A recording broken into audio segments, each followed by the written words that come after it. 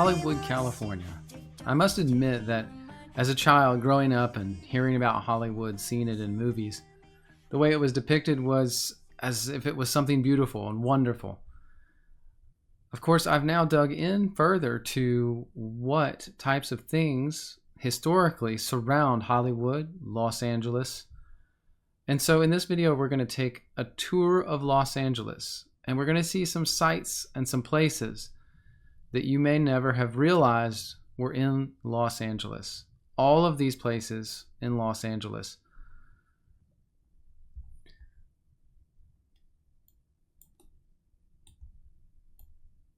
So here we've pulled out from Los Angeles. You can see the entire area and the surroundings. What we were just looking at, the Hollywood sign, is about right here on the mountain range, just north of Los Angeles. So let's hit our first stop on the tour. In Santa Clara, California, just a few miles north of Los Angeles, is the location of the Battle of Los Angeles. If you've ever heard of this, this was an event that occurred in Los Angeles in the year 1942, on February 24th of 1942.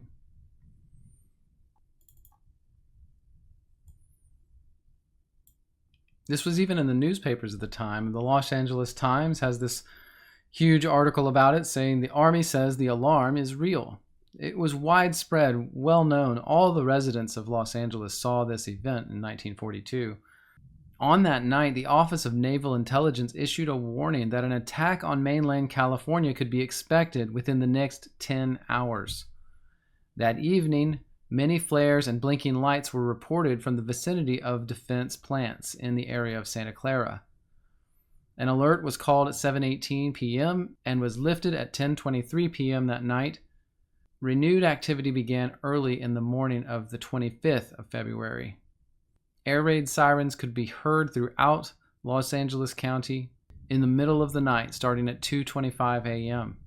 A total blackout was ordered, and thousands of air raid wardens were summoned to their positions. At 3:16 a.m., the 37th Coast Artillery Brigade began firing 50 caliber machine guns and 12.8-pound anti-aircraft shells into the air at reported aircraft. Over 1,400 shells were eventually fired. The artillery fire continued sporadically until about 4:14 a.m. The all clear was sounded and the blackout was lifted then at 7:21 a.m. on the 25th of February.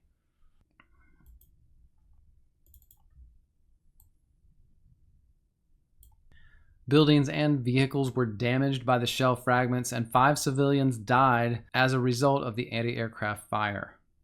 The incident was front-page news on the West Coast and across the entire nation. And then, strangely enough, in 1983, the U.S. Office of Air Force History concluded that the evidence pointed to a meteorological balloon as the cause of the initial alarm. Now to our second location.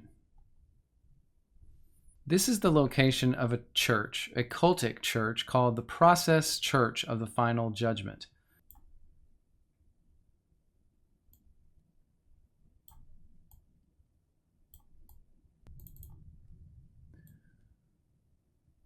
The Process Church was well known for its ritualistic religious practices.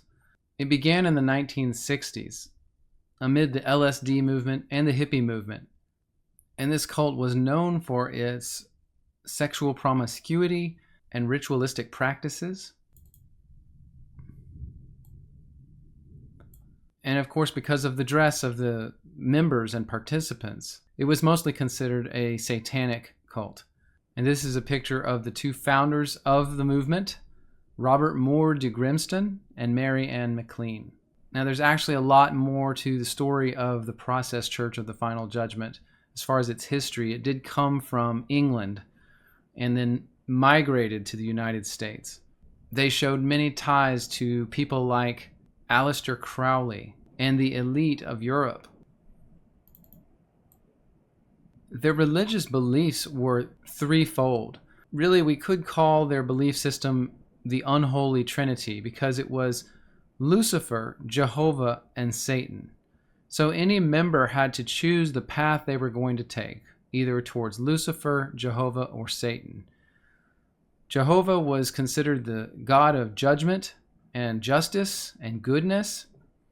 Lucifer was considered the being of light, the enlightened one.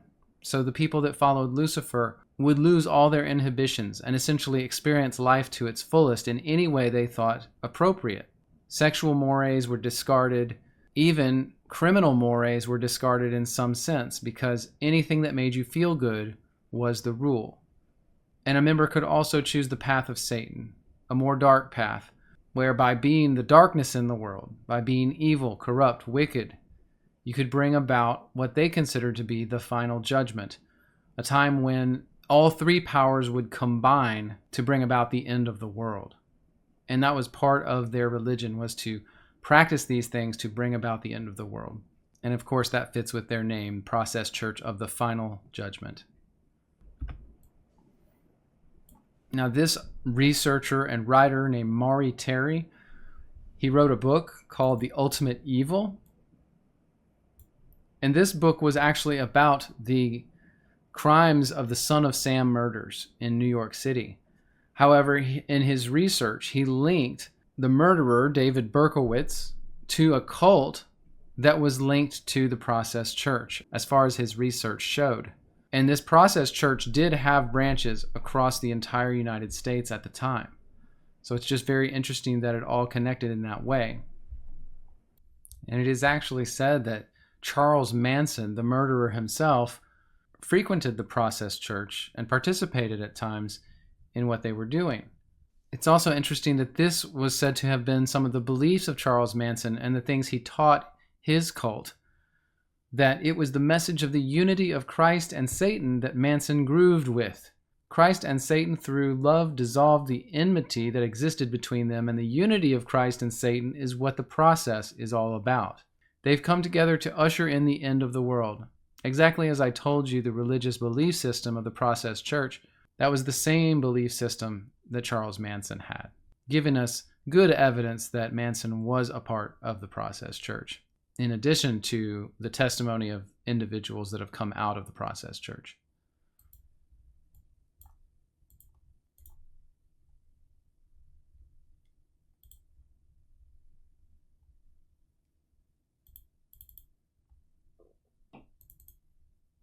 Now, our next location is the Yucca Motel.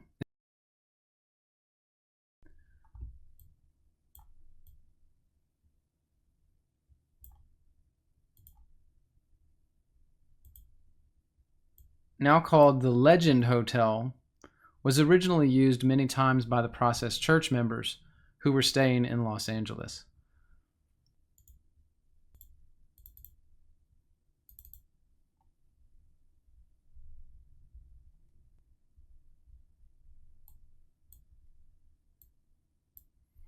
Now our next stop is actually at the home of a very famous family, right in the hills of Hollywood.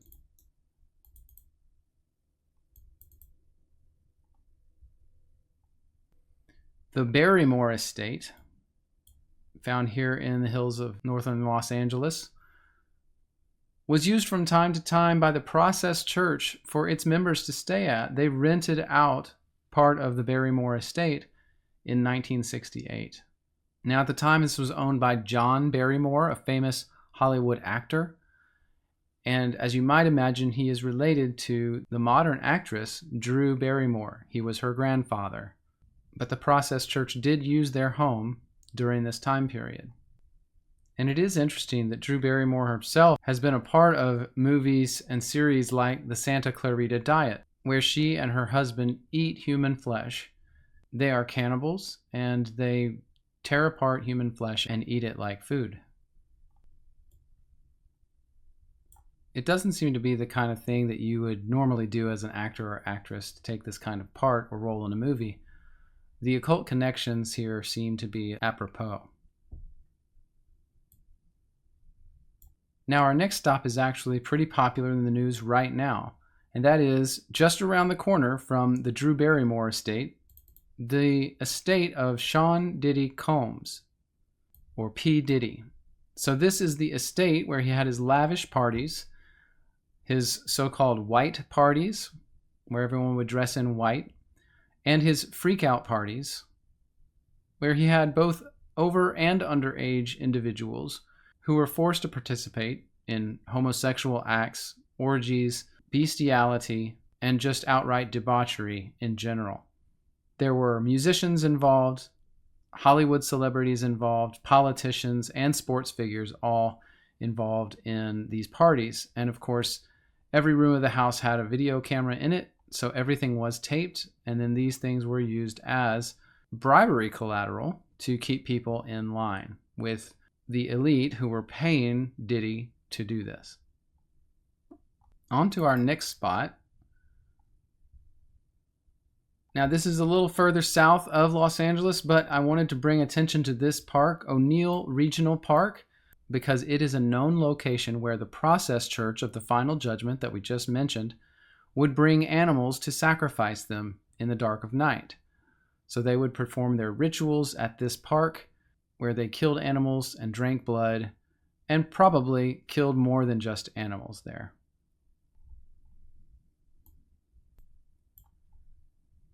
Now, our next location is on the beach near Topanga Creek, and it is the Spiral Staircase. So this location in the 60s and 70s had a house here near Topanga Creek, and it was known because of its spiral staircase. Now, the staircase was actually on the outside of the house, according to witnesses. But this house was known as a place to do drugs, as a place to engage in sexual promiscuity, and also by many as a place where the cults, particularly the Process Church cult, would come again to do satanic ritual. It was out of the way, it was hidden, and it was in a remote location where they could do anything they wanted without repercussions. The Spiral Staircase. Now, back in Hollywood Hills,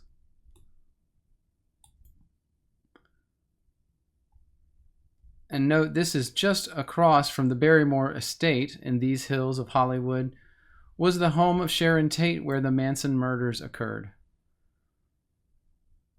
So again, it's amazing to me that within such close proximity, all these different occult groups or murders or different events happened.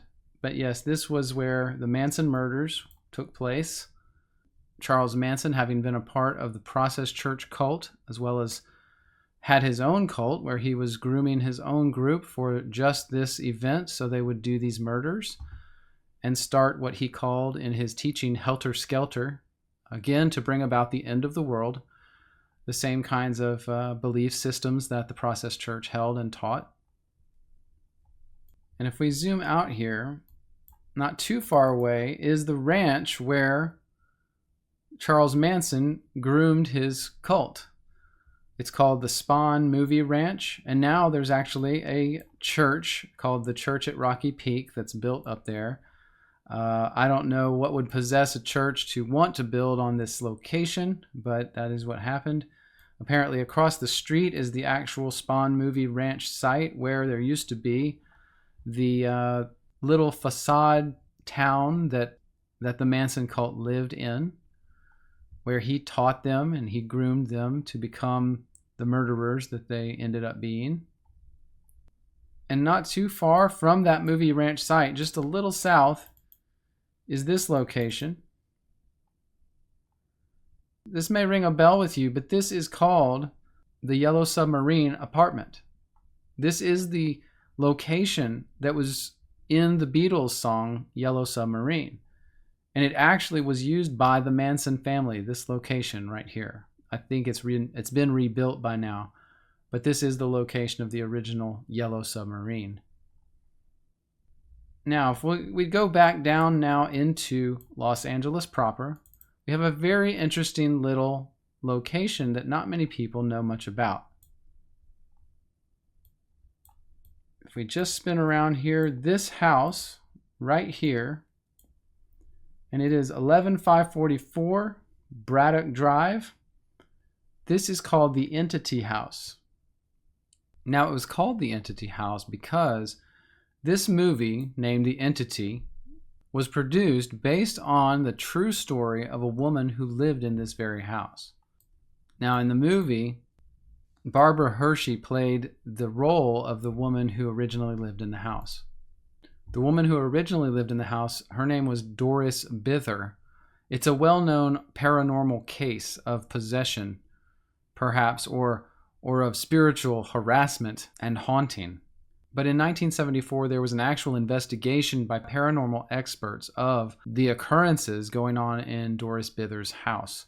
She contacted a parapsychologist named Barry Taff in 1974 to tell about the alarming phenomenon she was experiencing. Essentially, an entity or a spirit was sexually molesting her in her own home.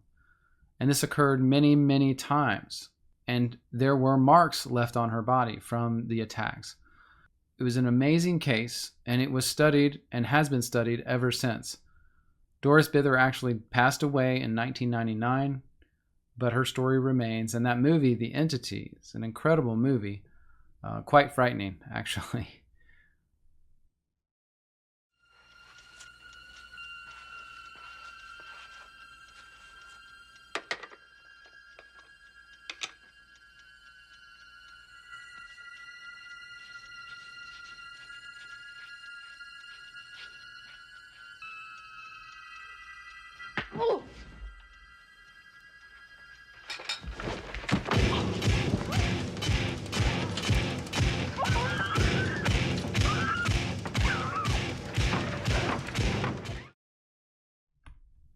Here's a photo of the real Doris Bither, who experienced these horrible things in her home.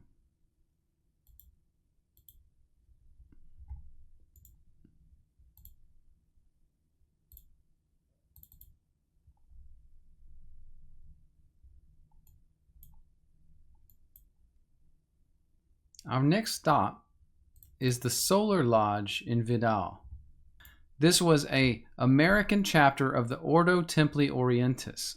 This is Aleister Crowley's religion, Thelema. This was established in 1965. The lodge was started by Ray Burlingame and then refounded by Grady McMurtry in 1969.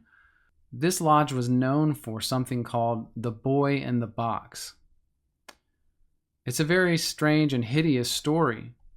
But in 1969, the members of this cultic group were charged with the mistreatment of a 6-year-old son of one of the members in this case that had come to be known as the Boy in the Box. When deputy sheriffs arrived at the Solar Ranch, they found a 6-year-old boy, Anthony Saul Gibbons, sitting inside a 6x6 box with a chain padlocked to his left leg and attached to a heavy metal plate. It was alleged that between May 31st and July 26th of 1969, the boy was kept chained up in the box and left exposed in the heat of the Sonoran Desert. He was not allowed to leave the box during those 56 days. All 19 members of the cult that were living at the Solar Lodge Vidal compound were tried and convicted of felony child abuse.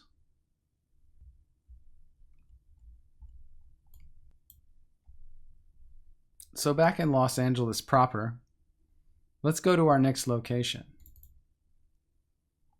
And as you can see, this is right in the heart of northern Los Angeles.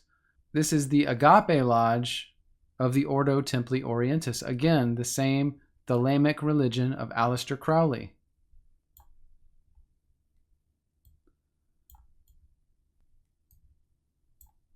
But in this building right here was the Los Angeles chapter of the Agape Lodge, called the Agape Lodge number 2, because the first one was, of course, in Europe, where Aleister Crowley started Ordo Templi Orientis. The Agape Lodge, or at least the American chapter, was founded in California by Wilfred Talbot Smith in 1935. Of course, they studied Thelema at this location, and it was known that L. Ron Hubbard practiced out of this location, as well as Jack Parsons himself. And you may have heard of the different strange rituals and sexual magic that Jack Parsons participated in with L. Ron Hubbard and with the likes of Aleister Crowley.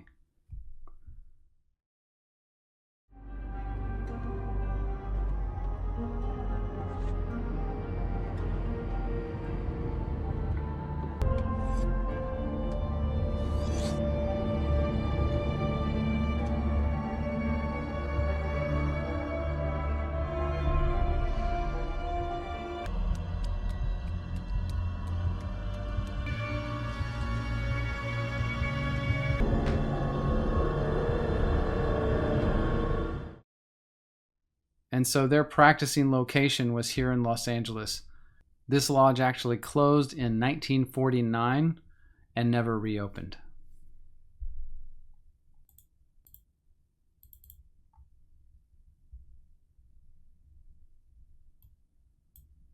Now, another interesting location is the Devil's Gate Dam and Reservoir just northeast of Los Angeles.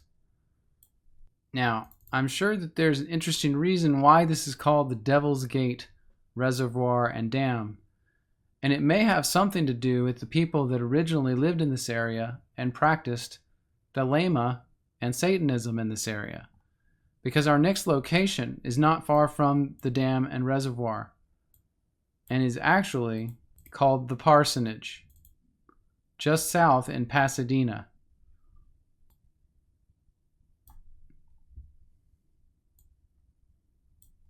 This location was the parsonage of Jack Parsons. It was Jack Parsons' home. Now, this location is said to have been the spot where Jack Parsons, of course it was his house, and L. Ron Hubbard performed the Babylon working ritual. This was a series of magic ceremonies designed to manifest an individual incarnation of a demon called Babylon. The project was based on the ideas of Aleister Crowley and his description of a similar project that he did in 1917 called Project Moonchild. After this ritual, Parsons declared it immediately successful, and that's when he met Marjorie Cameron at his house. He regarded her as the elemental that he and Hubbard had called through the ritual. So soon Parsons began the next stage of his sex magic rituals. Although no child was conceived during these rituals, Parsons still saw Marjorie Cameron as the Moonchild, and he married her soon thereafter.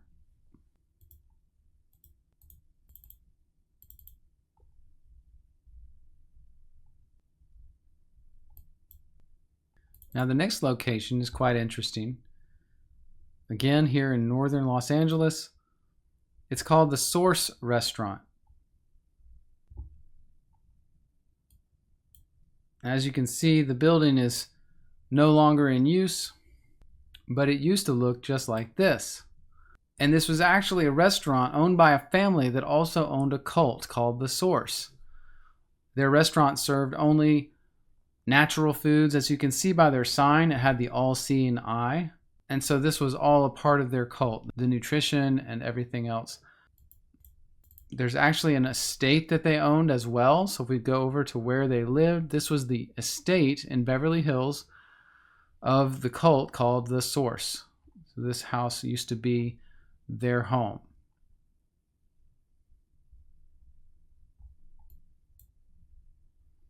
Now, our next location is called the Los Angeles Science Fantasy Society Incorporated.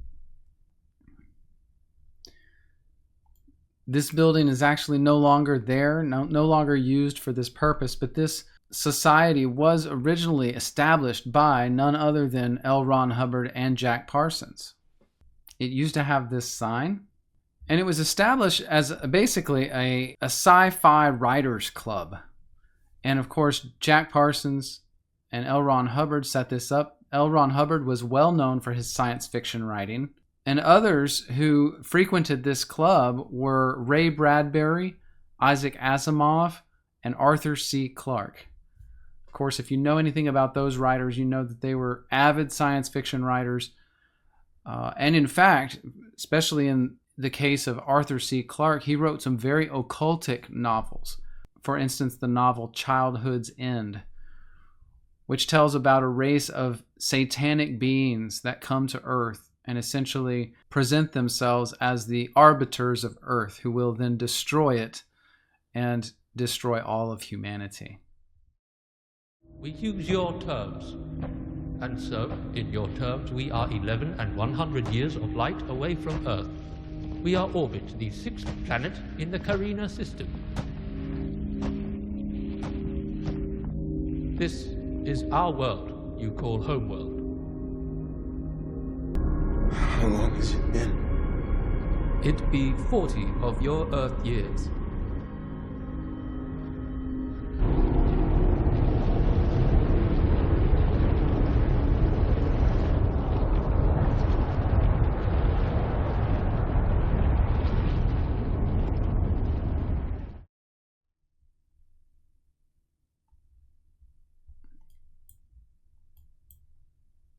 Next, we have this location. It's the actual location of a cult called the Children of God, in this home right here in the center of your screen. And this is the home of David Berg, who was the leader of the cult. The name of the cult also was called the Family International, or at least that's what it's called today.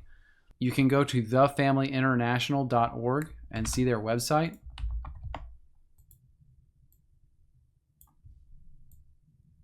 And apparently they're still an active group even today.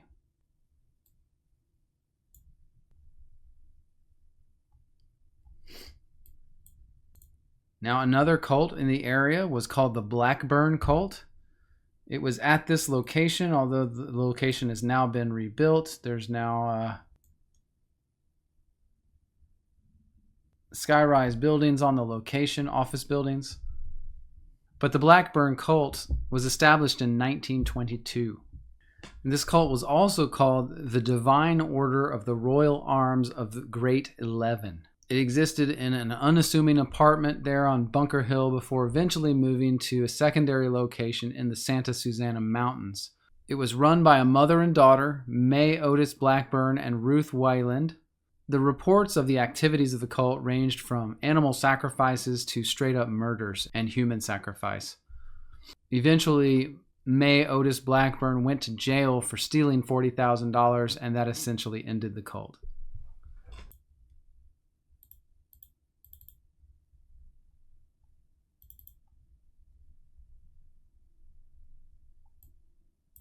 Our next location is actually a government location right there in the mountains of Beverly Hills, the Lookout Mountain Air Force Station. Now, the station is no longer used by the Air Force. It's actually been purchased and is now the home of Jared Leto. But this United States Air Force facility had been known for producing motion pictures and still photographs for the United States Department of Defense and the Atomic Energy Commission.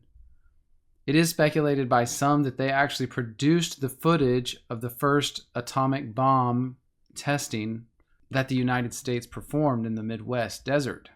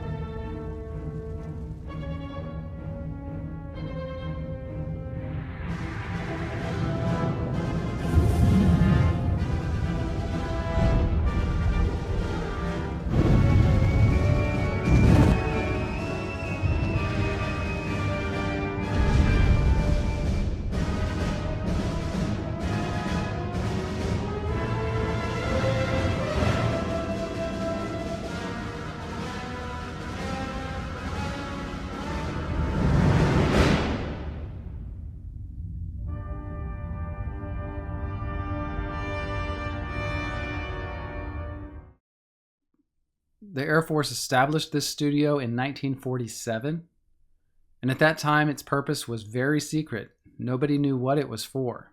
It is said to have been a coordination point for radar defense systems, but it also contained a studio that had a large soundstage, a film laboratory, 2 screening rooms, 4 editing rooms, an animation and still photo department, and numerous climate-controlled film vaults. It obviously was a heavily used location for film, editing, and studio work. Here's actually a photo of the studio back in the 50s.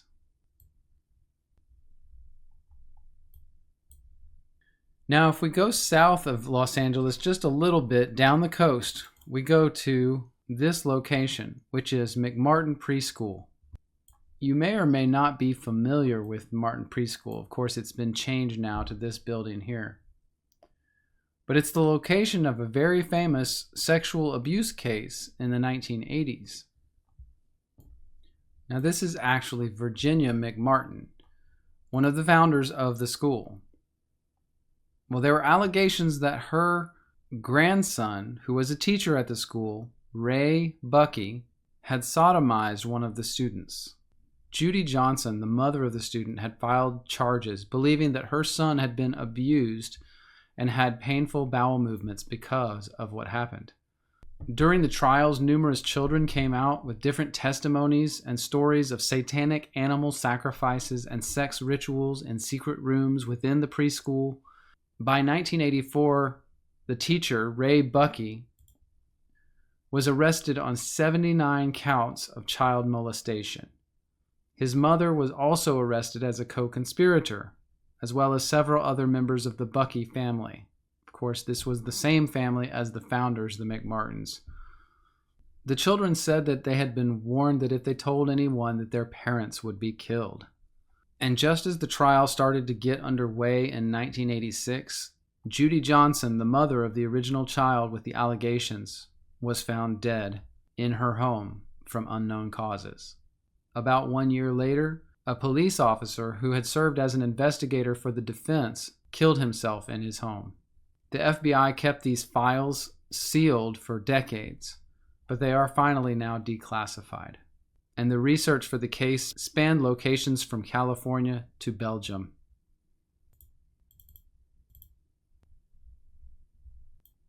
Our next location is the BOTA, also known as the Builders of the Adytum. At this location in Los Angeles, the Builders of the Adytum is a school of the Western Mystery tradition, which is a registered, non-profit, tax-exempt religious organization. It was founded by Paul Foster Case and has roots in the Hermetic Order of the Golden Dawn and the Masonic Blue Lodge system. BOTA members receive weekly lessons in tarot, Kabbalah, gematria, astrology, alchemy, and other related disciplines.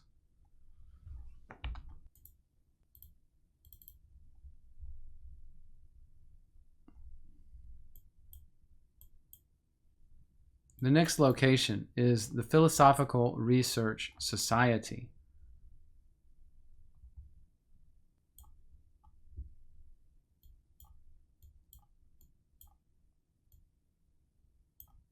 In this building is the Philosophical Research Society. It was founded by Manly P. Hall, the occultist, in 1934. It was to promote the study of the world's, quote, wisdom literature, philosophy, comparative religion, mysticism, and metaphysics. Manly Hall believed that the accumulated wisdom of mankind was the birthright of every individual, and he founded the facility to serve the general public.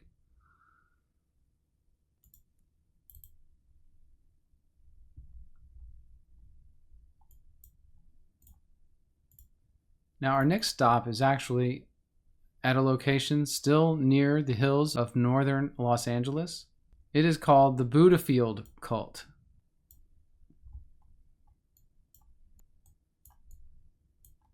Of course, these buildings have been rebuilt since then.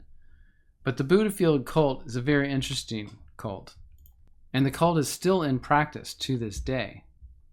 It began in the 1980s. It was founded by this man. His name is Jamie Gomez. Jamie considered himself God and encourages his followers to think of themselves as God as well. He would recruit young people into his cult with the practices of yoga, and he especially recruited young people, young women and men, particularly men. And throughout his teachings, and as men matured within his organization, he would bring them closer and closer to himself, and even had homosexual relationships with many of the men in the cult. Now, the cult has since moved to Hawaii and is no longer located in Los Angeles, but it still exists to this day. The Buddhafield cult had a second location, and it was simply said that in this area of Los Angeles, a few blocks over from the original location, that almost every flat, every building was owned by a Buddhafield cult member at one time in the 1980s. And now for my final destination on our tour of Los Angeles. If all the other things weren't enough, if all the locations of rich, affluent celebrities' homes that were used for cultic activities, if the areas where murderers like Charles Manson lived and carried out their vicious attacks weren't enough, if national parks where these cults went to do their animal sacrifices and even human sacrifices, if all that wasn't enough, I found a really interesting article that in the area of middle Los Angeles, in old time Los Angeles, there was an interesting article I found in the newspaper. And that was that in 1934, the Los Angeles Times reported an interesting story. The story was about a man, an engineer, a miner named Warren Shufelt. And he had dug deep underneath Los Angeles in various places around the city. And he reported in this article that he believed and found that there was an ancient city underneath Los Angeles. A city of reptiles, no less. Lizards. Here's the article. Lizard People's Catacomb City hunted. Engineer sinks shaft under Fort Moore Hill to find maze of tunnels and priceless treasures of legendary inhabitants. Shufelt was convinced that there was an ancient city of reptilian creatures underneath what we now call Los Angeles. Was he right? Did he really find something? With all the things that we've seen as far as the behavior that people have exhibited when they go to Los Angeles, the fact that so many cults and occultic practices have occurred in Los Angeles and around the area, it seems only fitting that it should be some sort of important spiritual site. We probably don't even know the extent of how important it is. Literally, how dastardly and evil it is in a spiritual sense. But again, every time I have dug into any locations around the Los Angeles area, any history, any celebrities that live there, any famous people, I always seem to find that they are related to occult practices, occult religions, occult groups, satanic groups that did rituals, that killed animals and people. I just am amazed that one area could have so much relationship to evil. But of course, what else can we say about Hollywood? That seems to be what Hollywood is all about. Is it any wonder that Hollywood was built in this area? Now, please be aware that of any and all of the topics that we've discussed in this video, I have a lot of information about each one. I may bring out more videos with more information on any one of these topics or cult groups. So stay tuned, and thank you for your time.